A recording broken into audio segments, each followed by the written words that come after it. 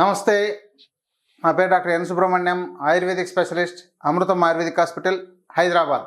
దీనిలో ప్రధానంగా ఇప్పుడు చెప్పబోయేవి 3 రకాల పదార్థాలండి. ముఖ్యంగాను దీనిలో మనకు దుంపలు 2 రకాలు ఉన్నాయి. అవేంటంటే ఒకటి క్యారెట్, మీకు తెలుసు, మీకు అందరూ వాడుతున్నదే.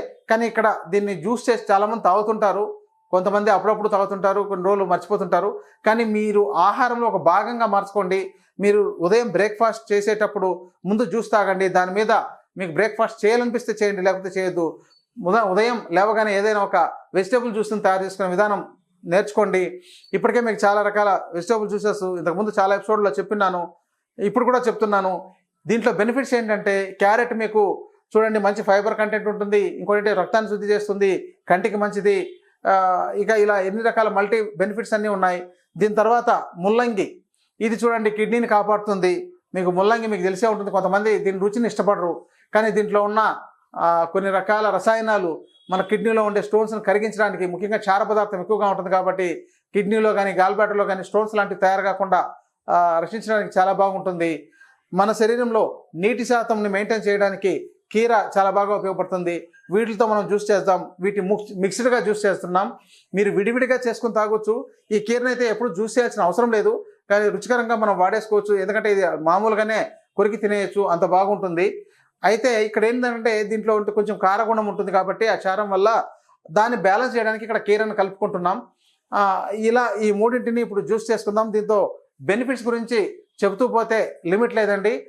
మనకు ఆపాద మస్తకము, ఎందుకంటే మనకు జుట్టు దగ్గర నుంచి పాదాల దాకా అన్ని రకాల పోషకాలని అందించగలిగే పదార్థాలు ఈ యొక్క దుంపలు. ఈ దుంపలు మనం నిత్యం వాడుకోవచ్చు.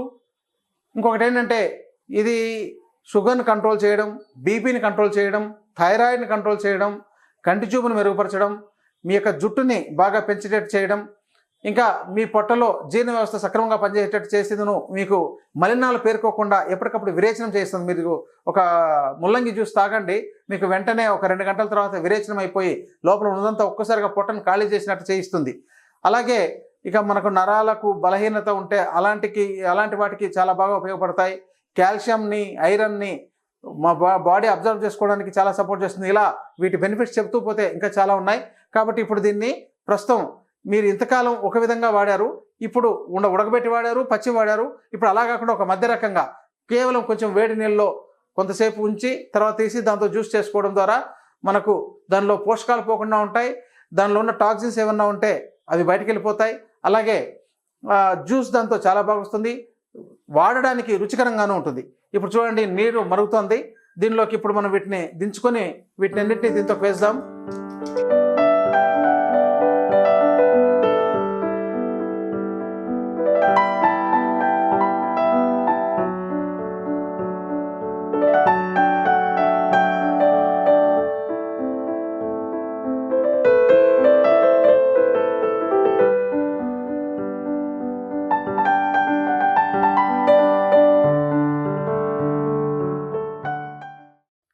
తర్వాత ఈ కీర కూడా వేసేస్తున్నాం.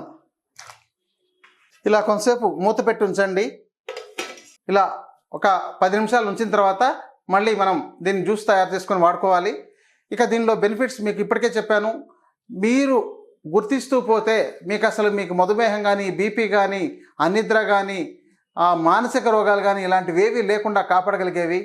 మంచి సత్వగుణాన్ని పెంచుతాయి కాబట్టి, ఇలాంటివి సాత్విక ఆహారం కాబట్టి మనకు సత్వగుణం పెంచుతుంది. దానివల్ల ప్రశాంతంగా జీవించడానికి కూడా ఉపయోగపడుతుంది. ముఖ్యంగా మనం మానసికంగా ప్రశాంతంగా ఉండడానికి, మంచి నిద్రపడడానికి కూడా ఇవి చాలా బాగా ఉపయోగపడతాయి.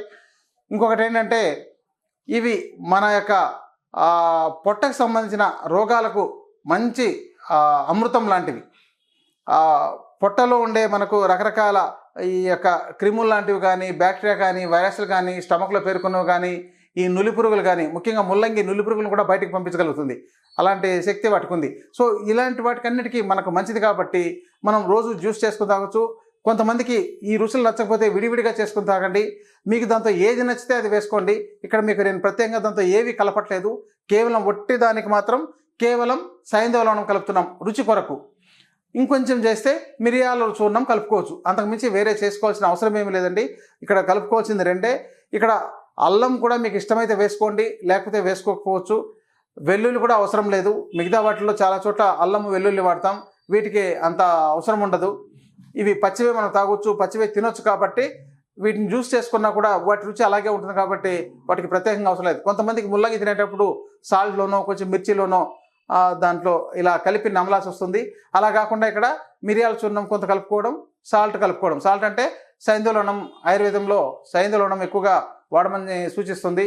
ఉత్తమ లవణాల్లో సైంధవలవణం ఉత్తమైంది. ఇది ఇప్పుడు మనం వీటిని జ్యూస్ చేద్దాం. చూడండి,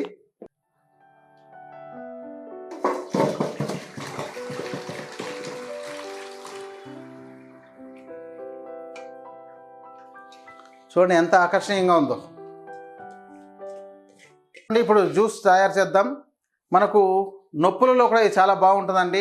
ఆస్టియోపోరోసిస్, ఆస్టియోఆర్థరైటిస్ ఇలాంటి వాటిలో కూడా ఇది బెనిఫిట్గా ఉంటుంది. కాబట్టి మీరు ఇలాంటి వాటి అన్నిటి చాలా ముఖ్యమైనవి మంచివి మీకు చెప్పిన్నాను. ఇలాంటివి అన్నిటినీ మీరు వాడుకోవడం ప్రయత్నించండి. ఈ మధ్యన నేను మొత్తం ఒక 6 ఎపిసోడ్లతో చెప్పినాను ఈ జ్యూసెస్ చేసుకునే వాటిని. ఈ 6 ఎపిసోడ్లని మీరు చూసినారంటే మీరు వారానికి ఒకటి చొప్పున తయారు చేసుకుంటూ వాడుకోవచ్చు. మీ కంప్లీట్ హెల్త్కి చాలా బాగుంటుంది. ఇప్పుడు దీన్ని జ్యూస్ తయారు చేద్దాం. చూడండి,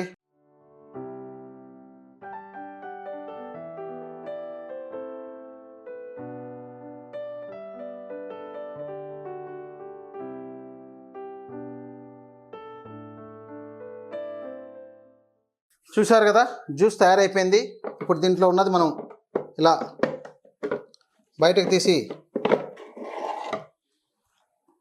ఉంచుకుందాం.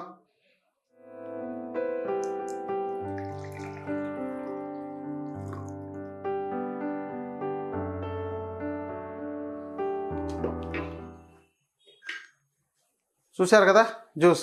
దీంట్లో కొద్దిగా సైంధవలవణం కలుపుదాం. కొంచెం సైంధవలవణం కలుపుతాం.